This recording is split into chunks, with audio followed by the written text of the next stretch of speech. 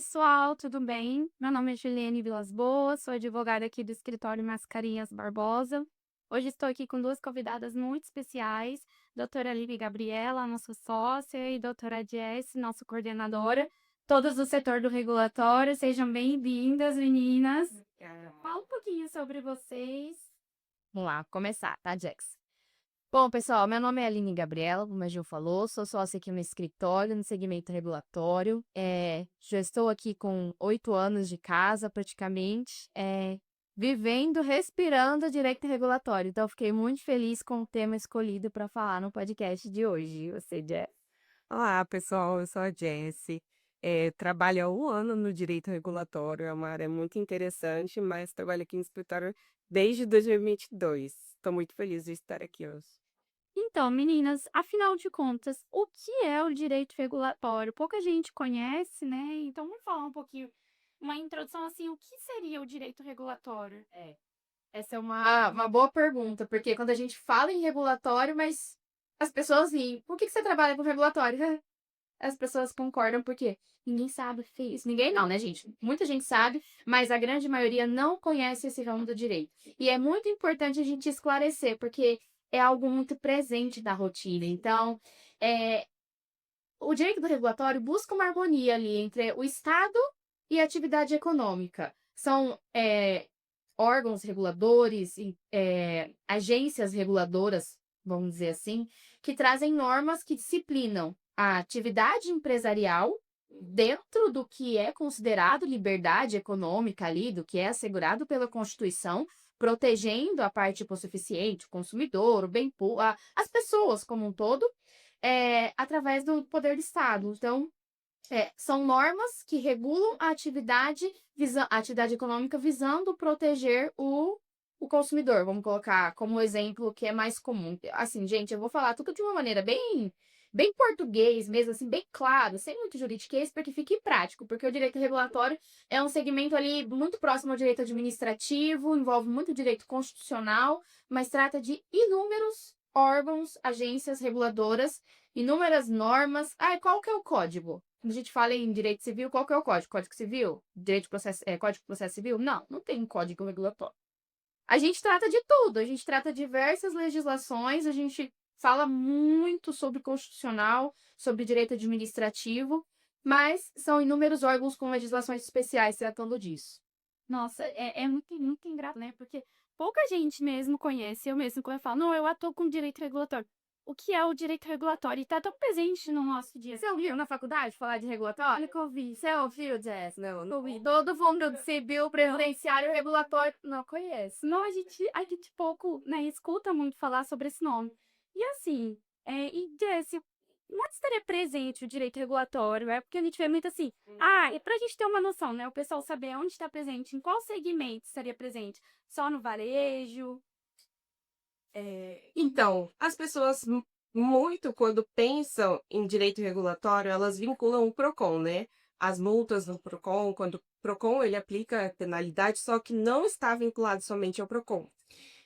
O direito regulatório, ele regula todas as normas de vários setores do nosso dia a dia, como, por exemplo, vigilância sanitária.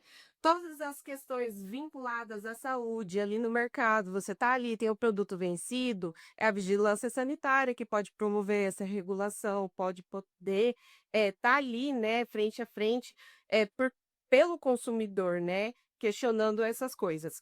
Não somente isso, a Anvisa também, que é uma questão nacional, na questão dos rótulos, nas rotulagens daqueles alimentos, né? Alergênicos, contém glúten, não contém glúten, aqueles produtos que contêm lá a informação de excesso de açúcar adicionado, ou excesso de sódio, tudo isso está vinculado a normas reguladoras. Mas não somente isso, elas são vinculadas a situações municipais. Então, cada município ela faz uma lei. O piso tátil que não é colocado, uma calçada quebrada, o terreno baldio que ele tá todo cheio de mato, tá lá com vários animais peçonhentos. Então a prefeitura ela tem uma área específica que é reguladora para poder ir ali naquele local, autuar o proprietário para que ele faça a limpeza desse terreno. Então, o direito regulatório ele não é somente vinculado ao varejo, ele regula diversos outros setores que muitas pessoas nem imaginam e até nós mesmos às vezes nos surpreendemos com leis que são criadas somente para regular algumas questões peculiares. É muito engraçado, né, que nem a gente estava comentando. Às vezes o direito regulatório está tão presente no nosso dia a dia e pouco é falado. Isso que é o mais engraçado. E assim, eu vindo até muitas vezes de advogados mesmo, né? Eu, principalmente, antes de eu atuar na área, né? E aqui falando para vocês, estamos com duas especialistas em direito regulatório que eu posso aprender todos os dias. Antes de vir para essa área, a gente vai no supermercado, a gente, né, tá ali presente no nosso dia a dia, né, e na telecomunicação, enfim, várias áreas, e a gente todo dia tá ali atuando com direito regulatório e não sabe o que se trata. Aí eu queria saber assim, Aline, qual que é o impacto para essas empresas, para o negócio? Qual que é o impacto do direito regulatório? Olha, o impacto, eu não sei se eu consigo mensurar. Não sei se eu consigo não, não dá para mensurar, o impacto é gigantesco. Complementando um pouquinho o que a Jess falou ali atrás, ela trouxe exemplos como Anvisa, como Visa, aí vocês pensam, mas ela falou de Visa e falou de Anvisa. É importante a gente deixar bem claro que existem órgãos de competência municipal, estadual e federal. Então, às vezes, a empresa ela pode ser autuada por um órgão municipal e também por um órgão federal, e não aconteceu o famoso bis in idem aí que a gente fala muito no direito. Isso é algo muito abordado no regulatório quando a gente vai tratar de alguma demanda. Ah, mas será que a gente não consegue alegar bis in idem? Gostaríamos, porque a irregularidade muito se parece quando a gente fala de várias autuações. Porém, quando a gente está falando de órgãos distintos, a gente não consegue alegar bis in idem ali, porque a competência é de cada um dentro do seu território. Então, falando em Anatel para telecomunicação, falando em. Nossa, tem órgãos que regulam aí atividade de bancário, Banco Central, legislações do Bacen, resoluções do Bacen. Temos vários tipos de normas que impactam diretamente no negócio. O impacto ele pode ser tanto de natureza pecuniária, multa, quanto de natureza de envolvimento imediático. Então, vamos lá. A Jess falou no início do PROCON. Quando a gente fala em regulatório, a primeira coisa que vem na cabeça, mas o PROCON. Não é só PROCON, tem vários órgãos que fiscalizam, como a Jess falou, tem um rótulo ali que tem uma informação do açúcar, tem um selo CIF. Vocês já pararam para olhar o selo CIF? Você já viu que no pacote de carne tem lá o selo CIF do frigorífico, da autorização para fracionar aquele item? Então, tem muita coisa envolvida. Agora, imagina uma empresa ser autuada por descumprimento a uma norma de natureza sanitária e isso repercutir na mídia. Então, o envolvimento, a gente não consegue mensurar esse impacto. O financeiro é fácil, a gente consegue falar, foi X valor. Mas e aí? E se tem uma norma nova, e é muito importante, porque o direito regulatório, ele é pouco debatido com profundidade lá em cima, quando eu falo pelos legisladores. Às vezes a gente vê algumas câmaras, o pessoal bem ativo em criar leis novas, mas a gente precisa destacar que é importante consultar o segmento em que essas legislações são aplicáveis. Não para ver se pode, não é isso, mas para entender, porque às vezes a vontade do legislador é fazer implementar uma legislação nova, mas que ela não é possível de ser aplicada na prática, sabe? Por exemplo, tem legislações que falam que precisa ter um carrinho adaptado de uma maneira XPTO. Aí o empresário, quando ele vai colocar aquilo na empresa dele, não tem nem fornecedor daquele carrinho. Aí a gente fala, como que a gente vai cumprir essa legislação? Ou então fala, precisa ter uma placa informando tal coisa. Cadê o modelo da placa? É de qualquer forma? Então, assim, o impacto é no pós, no reativo, em multas, impacto negativo, envolvimento midiático, processual. Agora, falando em preventivo, as empresas precisam demandar muito para compreender quais são as normas que se aplicam ali para o setor dela, para que elas não sejam impactadas com uma fiscalização. Exatamente, é que nem você falou, né? Tem toda uma questão midiática também, né? A gente falando assim de empresas, são empresas menores, né? De porte econômico menor, tanto maior. Então, é um cuidado que a empresa tem que ter, né? Assim, de fazer uma contratação assertiva na sua empresa, de uma assessoria assertiva, para que não cause esses problemas que têm um impacto muito grande. Aí a gente falando, já que a gente falou assim de mídia, aí dá uns exemplos pro pessoal, para eles entenderem um pouco. Porque assim, a gente fala em âmbito nacional, falando em âmbito nacional. Como a gente disse, tem várias legislações, né, municipais, então isso vai mudando, né, ali, de estado para estado, município para município. Queria que você falasse pra gente alguma legislação assim peculiar, diferente, um exemplo para o pessoal. Ai, pegou isso aqui, nessa. Assim, às vezes a gente acaba recebendo consultas. Posso fazer tal coisa nessa loja? E a gente sabe que o regulado, ele pode fazer tudo aquilo que a lei não proíbe, né? Então, a gente fica lá, enquanto advogado do regulatório, procurando.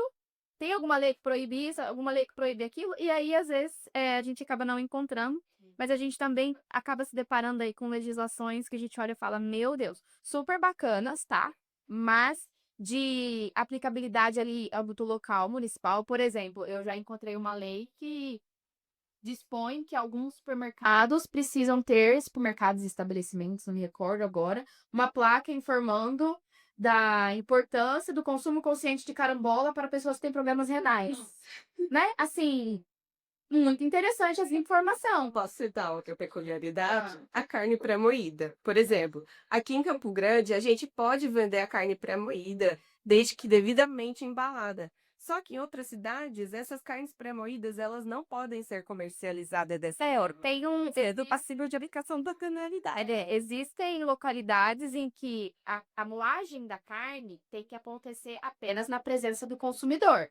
E existem outras localidades que não, você consegue comprar na bandeja ali. Então, tem locais que é proibido vender essa cola plástica. Tem locais que você só pode vender, não pode distribuir de maneira gratuita. Então, existe uma liberdade do município em legislar em questões de interesse local. Existem assuntos em que a competência é exclusiva da União, né? Mas se não for conflitante com nenhuma outra legislação em âmbito federal nesse aspecto, o município pode sim criar leis locais, e aí a gente acaba encontrando diferenças aí. Se a gente estiver falando de uma empresa grande porte, varejista, lojas de roupa e âmbito nacional, ela vai ver que em algumas lojas tem um horário X de funcionamento, em algumas lojas precisa ter, igual eu falei, placas até consumo de bebidas, disciplinando de uma maneira diferente, sabe? Então, cada município tem a sua legislação que precisa ser observada. E é até isso que, assim, particularmente falando, né, o que faz eu, gente, eu me encontrei mesmo nessa área do direito. Porque nem a gente fala todos os dias, a gente nunca cai na rotina, porque a gente atua, né, falando aí em âmbito nacional, todos os dias a gente aprende, todos os dias a gente tá vendo uma lei nova, uma legislação nova, uma novidade. E isso é maravilhoso para nós que somos advogados, né? Isso é fantástico.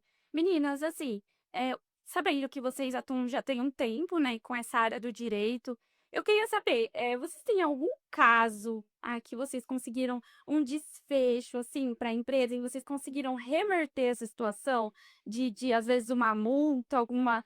Queria saber, existe? Sim, o nosso setor e ali tem o cabelo que interessante para contar. Assim, como eu falei lá atrás, a multa é uma consequência, é um impacto negativo, é um desdobramento pecuniário ali para a empresa. E a condição econômica do infrator é um critério. Gente, agora eu vou falar numa linguagem aqui mais informal.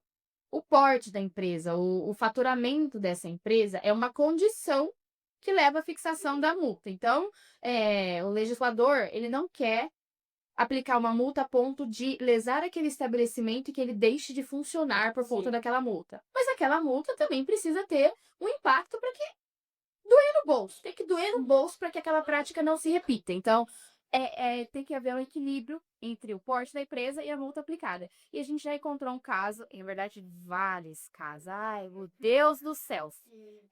Teve o caso aí que a multa foi aplicada, não vou falar qual a irregularidade, mas assim, era âmbito de consumerista, âmbito consumidor, PROCON, no valor de 3 milhões de reais para a empresa. Por uma irregularidade absurda. Comum assim, não que é legal, mas que se encontra em várias fiscalizações em diversas empresas. E quando a gente faz uma análise daquela autuação, a gente identifica critérios utilizados de uma maneira equivocada pelo órgão, mal interpretados talvez, ou estimado de uma maneira indevida. Aí a gente apresenta uma impugnação e essa multa de 3 milhões de reais cai para 10. Nossa. Então, assim, quando a gente fala de empresas de grande porte, que tem um número considerável de lojas, de filiais e de processos, a gente precisa entender que cada processo gera um impacto de provisão para a empresa. Agora, você imagina uma empresa separar no caixa 3 milhões de reais para o processo, que após uma análise de escritório a gente chega à conclusão que a multa deveria ser 10 mil. Então, assim, é um case de sucesso, a gente tem vários outros de legislações, talvez, são publicadas, não são regulamentadas, e o órgão vai lá e fiscaliza e multa, mas cadê a regulamentação? Como que eu vou se regularizar com base nessa legislação se eu ainda não tenho a diretriz do executivo, a diretriz de como eu devo me adequar? Exatamente. E até a água que, como a Ali estava falando, é uma coisa que a gente que está presente muito no nosso dia a dia, né, enquanto advogados, enquanto atuantes nessa área, que são os erros, gente, na aplicação de multa e principalmente no cálculo, né, no cálculo das multas do Procon. A gente vai falar Procon para ficar até mais fácil o entendimento, mas lógico que não é só Procon, como as meninas falaram anteriormente. Mas é isso, né, Jess? Assim, existem muitos erros, né, de cálculo nos cálculos de multa mesmo, gente, cálculo absurdo, assim, de valores extremamente altos, que não condizem com a infração. Fala um pouquinho sobre isso, Jess, pra gente. É comum esses erros de cálculo acontecerem? Sim, é muito comum. Tem órgãos que aplicam a penalidade com base de informações auferidas pela internet.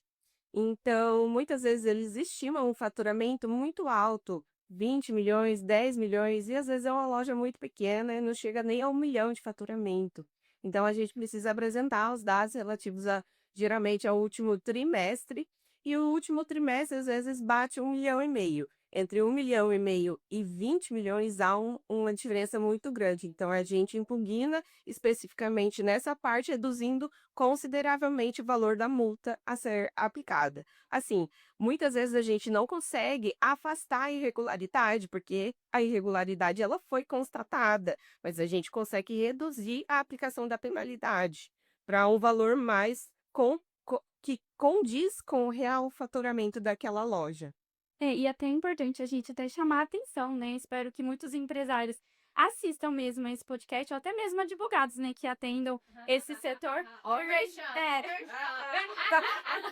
Que nem eu falo, depois que a gente começa a atuar em direito regulatório, a gente não é o mesmo, a gente não vai no mercado, a gente não vai a gente não fica. E assim, isso que é o mais interessante, né? Queria que vocês falassem assim, o que é mais desafiador para vocês durante esse tempo de atuação mesmo no direito regulatório? O que é mais desafiador para vocês?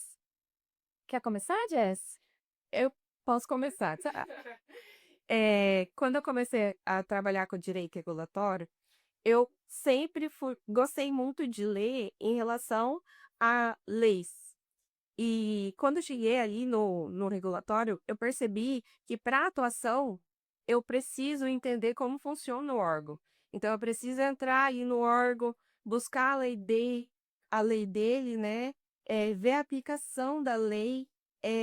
Então é uma coisa assim muito eh, não é uma coisa muito ampla. Eu preciso me direcionar para onde eu preciso fazer a minha defesa, fazer a minha interpretação, para poder discutir aquilo com o cliente, né? A minha visão de o que é mais desafiador é um lado.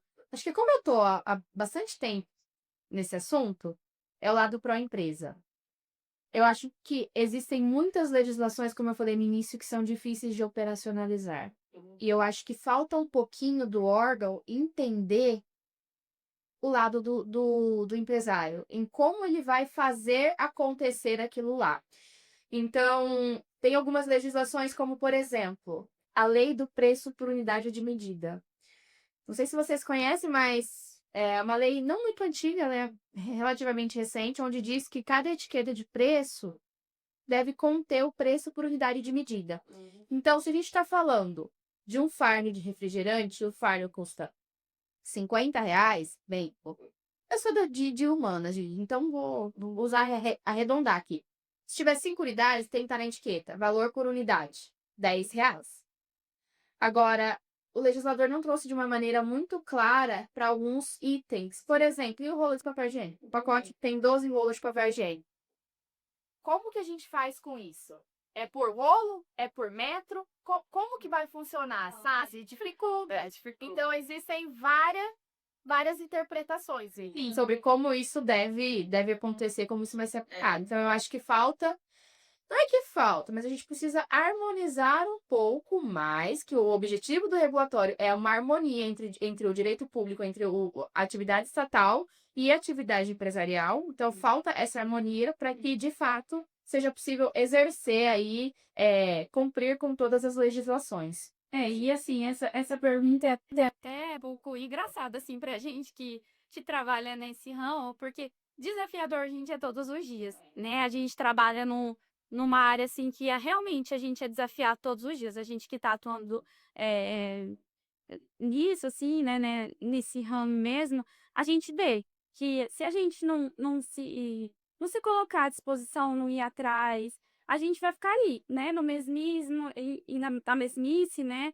E assim, considerando tudo que a gente falou até aqui, meninas, vocês acham qual que é a principal diferença que vocês consideram do direito regulatório para as outras áreas do direito? Porque assim, a gente fala, criminal, né? Assim, as pessoas conseguem dar uma opinião, falar sobre o que é, com uma facilidade. Como a gente falou, é uma área pouco conhecida, mas que está presente no nosso dia a dia. O que vocês consideram de mais divergente, assim, para as outras áreas?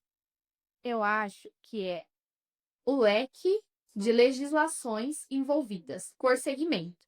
Então, por exemplo, você pode ser autuado por uma placa de preço se os centavos tiverem tamanho menor do que o valor por... Sabe quando a gente vai ao supermercado, a gente vai a uma loja comprar uma roupa e tá lá 99,99? Se na placa tiver o 99 centavos menor do que o R$ 99, é uma infração. E a gente não percebe que todos os órgãos multando isso. Então, eu acho que o que mais tem de desafio no regulatório, na verdade, mais diferente nos outros segmentos do direito, é a quantidade de legislações que a gente precisa se adequar. E a diferença por localidade. Eu acho que precisava existir uma padronização, pelo menos do básico, das legislações que regem a atividade empresarial. Então, a gente tem o CDC. Tem. E que é incrível, que traz um norte para todos os órgãos, todos os PROCONs. Mas a gente tem PROCON em âmbito estadual e em âmbito municipal. Não basta eu saber o CDC 8.078 de 90, não basta eu saber a 2181 de 97, que é a lei de processo administrativo das sanções do CDC. Por quê? Porque eu preciso saber a lei daquele PROCON municipal, daquele PROCON estadual, eu preciso saber qual é a legislação que se aplica ali. Então, diferentemente do direito civil, que a gente se baseia muito no CPC, no Código Civil ou na legislação especial sobre o assunto, aqui são várias leis. É um leque muito grande e a gente tem que ficar procurando vedação àquela atividade ou alguma regulamentação que não seja de conhecimento tão público assim. E outra coisa que eu até acho que, não sei se a gente falou em algum momento, mas eu acho que é uma indignação que eu tenho. Para vocês terem uma ideia, existe uma diferença de fórmula de cálculo de multas por estado. Então, uma determinada irregularidade, a multa é R$ 50.000 em um estado e em outro estado é R$ 15.000 para o mesmo tipo de empresa. E isso é um absurdo. É um absurdo. Por quê? O empresário em nível macro, ele consegue ver que ele vai ter nichos, que ele vai ter localidades que ele consegue exercer melhor a atividade dele do que em outras. Porque se ele erra, gente, isso sai do faturamento de uma loja. Se você está falando de uma rede de lojas de varejo, de itens, de vestuário, por exemplo, sai do faturamento daquela loja. Se a mesma loja tiver operação e um outro... Eu não vou falar os estados, porque eu não quero que vocês busquem as legislações e não quero inimizade com nenhum PROCON, por favor, até porque eu admiro muito. Sou super da bandeira institucional, eu acho que o PROCON está sempre para ajudar o empresário, desde que o empresário também busque o apoio do PROCON. E o papel do escritório, enquanto assessoria jurídica, é fazer esse meio campo, sabe? A gente precisa dar as mãos, vem cá empresário, vem cá Procon, a gente está em busca do melhor para o nosso consumidor. Então, eu vou executar o que eu tenho que executar e se eu precisar, eu vou pedir amparo. Todas as vezes que a gente pediu amparo para o Procon, ele não foi negado. Em todos os estados que a gente atua, graças a Deus, no Brasil. Então, sinto falta, e aí, de um apoio nível federal, de que exista uma padronização em penalidades para todas as empresas. Não acho correto que uma irregularidade em um estado me onere em 50 mil, enquanto em outra eu vou pagar 10 mil pela mesma irregularidade. Então, isso é uma dor muito grande. Por quê? No direito criminal, se eu matar alguém em Campo Grande, a pena é uma. Se eu matar alguém no Rio de Janeiro, é a mesma pena. Certo? Não, acho que essa é a minha indignação. Perfeito. Você quer pode? Não. Então, e assim, é até importante a gente falar, né, como a Lili disse, não é que a gente esteja assim só do lado do empresário, não, gente, é porque, por exemplo, a gente defende o direito mesmo, né? Porque essas empresas de grande, médio, pequeno porte são empresas que fomentam a economia, são empresas que geram emprego. Então, a nossa preocupação não é só assim, vamos defender o nosso cliente. Não, claro, o Procon é um órgão extremamente importante. Nós também somos consumidores, então nós precisamos estar de acordo com a legislação. A nossa preocupação é realmente o que o nosso cliente esteja sendo, como que eu vou dizer, rendida. Porque assim, gente, eu penso, o seu cliente tem uma multa de 3 milhões de reais, que foi o que aconteceu com a gente na nossa carteira. Então, assim, isso pode gerar impacto em empregos, gerar impacto no fomento da economia do município. Pensa se uma loja dessa fecha, entendeu? Então, assim, é exatamente isso. E, meninas, vocês têm algo pra gente já encerrando, né? Que a gente se estendeu um pouquinho. Vocês poderiam deixar algumas dicas, principalmente para os empresários, né? Que realmente a nossa área atende mesmo mais esse público. Vocês têm alguma dica para o empresário que não tem essa assessoria jurídica, que não tem nem conhecimento, que exista uma área especializada nisso, né? Como a gente atua, vocês atuam já há um tempo. Vocês poderiam deixar uma dica? Eu entendo que todo empresário que atua em qualquer ramo, ele precisa de um advogado especializado no direito regulatório. Não ter um advogado especializado no direito regulatório pode trazer um prejuízo ainda maior para a loja, e como a Ju falou, até mesmo fechar a loja. Então, eu entendo que se manter preventivamente apoiado por um advogado que entenda sobre o direito regulatório, ele vai estar se precavendo das possíveis penalidades que podem ser aplicadas em relação a alguns cometimentos de erros ali dentro do comércio dele. E assim, aquele pequeno empresário que não tem uma rede grande de lojas, que acha que é um pouco difícil ter uma assessoria, porque a gente sabe, se não é fácil, não é barato, não é... Assim, é um impacto pro pequeno empreendedor. Busquem associações do segmento. Busquem o amparo da associação local, associação de lojistas, associação de supermercadista. Chega lá, bate na porta, fala, me ajuda. Se eu estou regular, peça um apoio. Porque é muito melhor que você gastar um pouquinho mais de tempo se prevenindo do que remediando. Como a Jéssica Juparo, lojas se fecham por ausência de um documento que aos nossos leis parece ser simples. Certo? Exatamente. É isso, Ju. Ai, meninas, adorei. Muito obrigada. Agradeço ao escritório também pela oportunidade, né, de abrir esse espaço para a gente falar um pouco sobre essa área. Eu acho que, além de um bate-papo, isso daqui é informativo, né? Isso daqui traz para as pessoas informações que a gente não encontra, né, por aí. Eu pelo menos, nunca vi nenhum Reels, nem nada sobre direito regulatório. A gente vê previdenciário, criminal, enfim, outras áreas, mas não sobre o direito regulatório. Muito obrigada pela presença de vocês, por vocês compartilharem um pouquinho da experiência de vocês conosco. É isso, gente. Mais um episódio do MBcast. Muito obrigada e até logo. Tchau, tchau. Obrigada, gente. Tchau, tchau. Tchau.